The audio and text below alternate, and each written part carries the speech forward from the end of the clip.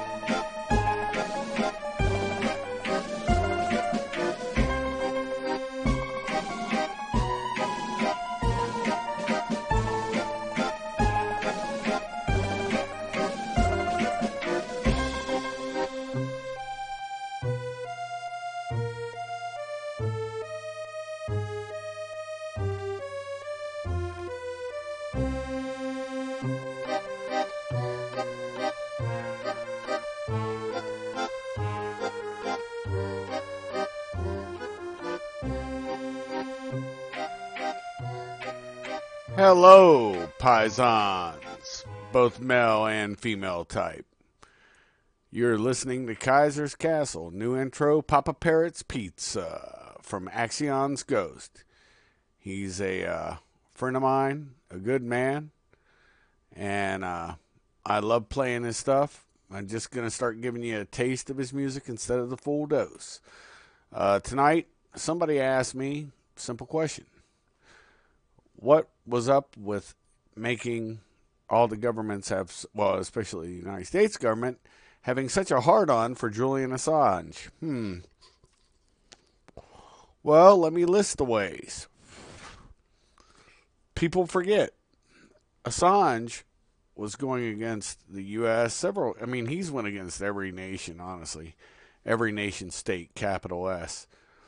But the thing that I think really pushed him overboard in the beginning was first he went after the Republicans. People forget that, right? And Bradley Manning got a document dump, outed Hillary Clinton's 33,000 emails. That's what pushed him over. But before that, Wikileaks put out stuff that they had done in Afghanistan and Iraq under Bush. See how this works? And, of course, the left praised him, and the right despised him. So then you have him with Bradley Manning leaking, just in time for the elections, Hillary Clinton's. Everybody knew she was a criminal. She's been a criminal her whole life. The Clinton cabal, they've been around forever. Everybody knew they were dirty. Nobody was misinformed or uninformed over this. So what do you have after that? You have Julian, and the right loved him. The left didn't like him. Now, think about this. This is what what Donald Trump said about WikiLeaks. And I'll let him do the talking because he can do it. And, of course, this is, in all honesty, this is the only place I could find this. But it was on, and it's only 50 seconds. So context is going to be lost, and it's from NBC News.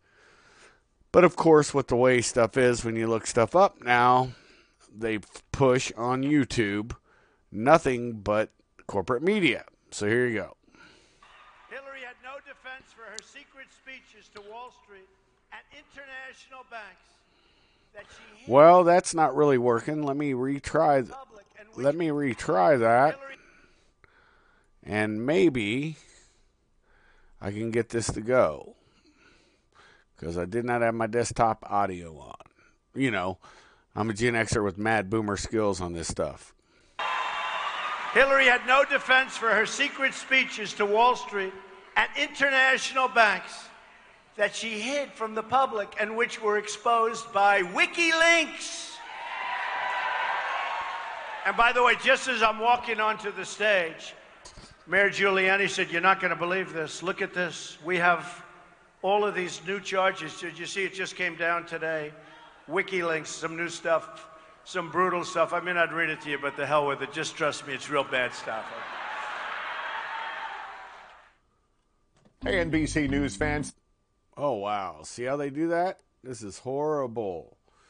I just love how they always got to try to stop it and push their narrative. It makes me disgusted, actually. But we'll just do away with that little garbage. Really, you know, they're still pushing the Russian collusion delusion. So, getting back to the topic. And it's kind of an important topic. So, you have a man out there who's got no allies. Then he goes in, and of course, you know, he's a rock star and whatever. He's, what was he, a hacker and some sort of IT kind of guy, right? So, you know, he's likened himself to become a reporter. Here's the problem. See, with what just happened with the Ecuadorian embassy, and of course, the president of the Ecuadorian embassy from his wheelchair, I'll think about this like the old man from back in World War II. Everybody remember that guy that was in a wheelchair and was covered up? Notice they can't do that anymore? Yeah, I'm talking about FDR, Franklin Delano Roosevelt. Also, notice those times are getting very similar again. Kind of funny, isn't it? So, with that being said, what I'll say is he had no friends. That's just the truth. WikiLeaks, Julian Assange had no friends. He may have thought he did, but he did not. Now, why is the IC so upset with him? Well, he embarrassed them. That's why they have a hard-on for him. Without that, Comey'd still be in place. Likely Brennan and Clapper. They would have run this scam, and they would have had Mueller do the same thing, except they would have been able to cover things up. But see, now the left really got bit, and the IC. You notice? I've said it before on different podcasts. You'll have to go through my back catalog to find them. But I've said it before that is the problem right now. The IC was at a hot civil war and still is, by the way. It's not over. But you always see that before they bring the nation's capital S state into it also. So what you're seeing is the pushback. The actual pushback. And Assange, they got Bradley Manning, right? For that dump. Was he call himself Sherry or something when he got his cock cut off? Whatever, dude. You're still a dude biologically. You're just missing your cock, so you're a eunuch. I don't care. Whatever people want to say, they can say. But it's a fact. Fake vaginas may work to milk something, but that's it. You know, you're still not a woman. You didn't get born with the woman parts. So, with that being said, Assange didn't face the music.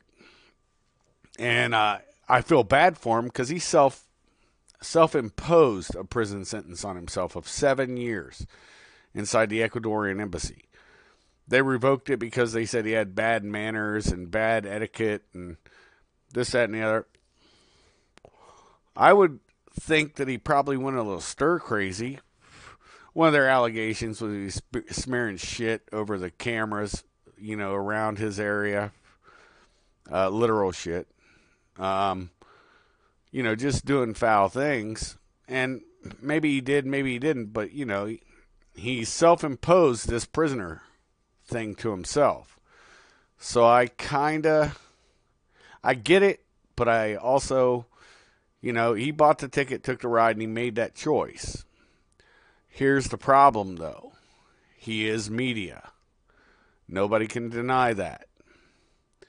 And he put something out there. I remember when NBC was saying, it might have been MSNBC, I know it was one of them, but it's still NBC family of news programs, was saying for you to look at WikiLeaks, that's a crime. Bullshit.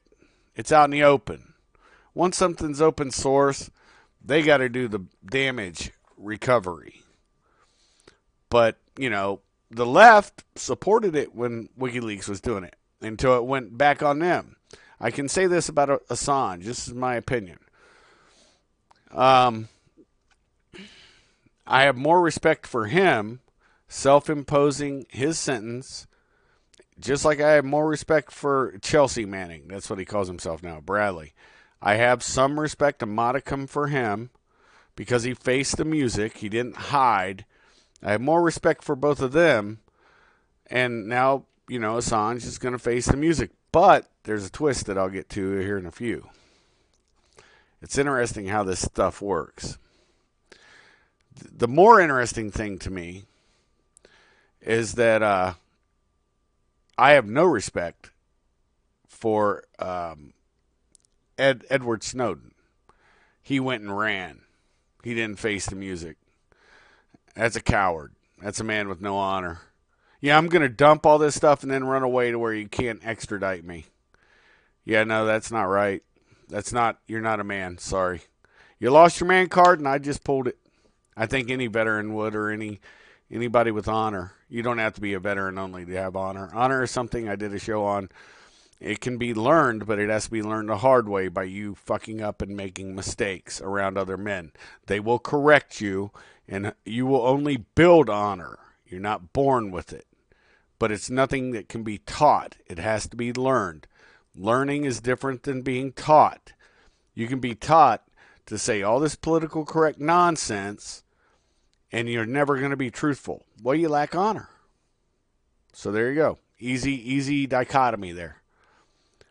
So the interesting part with Assange. Stone's trial is coming up in November, roughly. Roger Stone's. Well, he'll be in the U.S. for that trial. That'll make him able to testify. Did Roger Stone have anything to do with you getting WikiLeaks published? Or, working with the Trump campaign? See the workaround? The left is thinking that. Stone knows, according to everything he said, that it would be exculpatory. When you roll the war dice, you don't know which end's going to come up craps. The same thing with the justice system. You can be totally correct, but they can still indict you and charge you and raid your house, put guns in your face and in your wife's face, brutalize you. And that's globally. These people that live in this little bubble and think there's something fair. Let me tell you something right now, and this goes to everybody, including the people that asked me to do this. There was more than one. Fair is something that comes around once a year. It's usually in August. Your local fairs, they may rotate during the summer months. But usually your state fair is going to be around August. So that's the big one, and that's the one that really counts now, isn't it? See, I like to throw things out there so that you guys can ponder on it and think about it. There may be more afoot than any of us think. I'm being very honest. There may be more afoot to this than any of us are even thinking about right now. And I do believe that because you're seeing it. You're seeing it easily on YouTube. You're seeing it easily on Facebook, Twitter, all that stuff. They're trying to get Gab consistently thrown off. You still have Free Zoxy, Minds, and I'm mind dumping one of them. But you still have you have D-Live, you have BitChute, I'm on BitChute. But really, YouTube and Facebook, and Facebook's older generation like me. But it's still pretty relevant. Snapchat, I believe that's a part of Facebook too, if I remember right. Could be another one of those little snap type chat things where you take pictures or whatever. I can't remember what I got one of those for my son and his wife and me and my wife so we can talk and see each other. whatever. But the thing about it is Twitter has become an echo chamber for the left. It's true. And they don't want there to be an echo chamber for the right. So when you think why the IC has a hard-on for Assange, well, it's because he's pissed everybody off. He has no allies, and that's globally. I mean, he's went after the Russians. The Russians didn't offer him anything. He's went after everybody. China, he's went after them. Nobody gave him any good grace. And he was lucky he stayed in the embassy, but that was a self-imposed prison. Now, Obama, here's what I think will happen. I'm going to be honest with you. Obama pardoned Bradley Manning, did he not? Trump's got to remain neutral. And I don't have any access to any internal knowledge, but I think that he has just as viable an excuse as Obama did when he pardoned Bradley Manning, or Brenda, or I think I said it earlier, Chelsea, I think it is. I don't know. Whatever. He's still a man. He's still a dude. So, anywho, I wouldn't be shocked if he does testify at Stone's trial. Wow. Yeah, I just said that. Because now he can be subpoenaed. And that'd get him out of his prison, right? If they don't kill him first, which don't think I'm taking that off the table. I'm not. I think somebody could likely hire somebody to do bad things to him. And, of course, it would be from our government. Trust me on this. I'm just telling you, that's not out of the realm of possibilities, and I don't wish any bad stuff to happen to Assange. But I'd like to see him testify, and I'd like Trump to say, hey, you know what? You were involved with Bradley Manning, and I may have not really liked everything you did because I see some of the stuff you've done. But, you know, one president let the one guy go, I'm going to have to let you go too. And a pardon may come. So in the end, this, you know, and it all started with the whole crap with first those two Swedish girls got an STD, thought it was Assange, and thought the government, if they said that he raped them, would make him take a test for STDs. And then all of a sudden they realized, oh, well, we're just going to drop that because it's not real. Okay, but then all of a sudden you had the British coming up with, oh, well, he didn't stay where we told him to stay. He went to the Ecuadorian embassy. Thus the standoff begins. Look, everybody's home is a castle. You're allowed to defend that castle, but then it will be called by the media a standoff. See how they vilify you? See how things happen? This is how they rule you. Look what they did to Tommy Robinson. You guys may think I'm full of shit, but the fact remains. This is how they rule you, my friends. And nobody. You can think read the book 3 Felonies a Day. Nobody's ungrabbable. Nobody's unkillable. And governments love to do that crap. This has gone on longer than I wanted it to, but I wanted to try to boil it down to some talking points just for you guys to contemplate on. And from now on, my intros and outros, gee, money, Christmas. My intros and outros from Axion Ghost are going to be partial because I want to drive more traffic to his site so you guys can hear it. Always my outro will always be one or two things. Inside Enemy Headquarters, which I'm about to play, or Axe Marks the Spot. You know what? I think I'm going to do Axe Marks the Spot because I did Inside Enemy Headquarters earlier. And with that, I hope you guys are having a great day. And enjoyed sitting on my big orange couch, sipping your tea, your coffee, your soda. It matters not. But I hope that you're enjoying it. Your adult libation. And I hope that you guys all enjoy this outro because I know that Axion loves making his music, and I'm pretty sure all 183 of you guys enjoy it at least a little bit. Maybe I overdo it, and that's my fault, and I will take complete ownership on that. So now that we've said that, much love. You guys be safe, be well, be blessed. Paisans. Yeah, you guys know I'm half Dago, half Kraut. So today's a Paisan day, right? Axe marks the spot. My outro. Shuff out.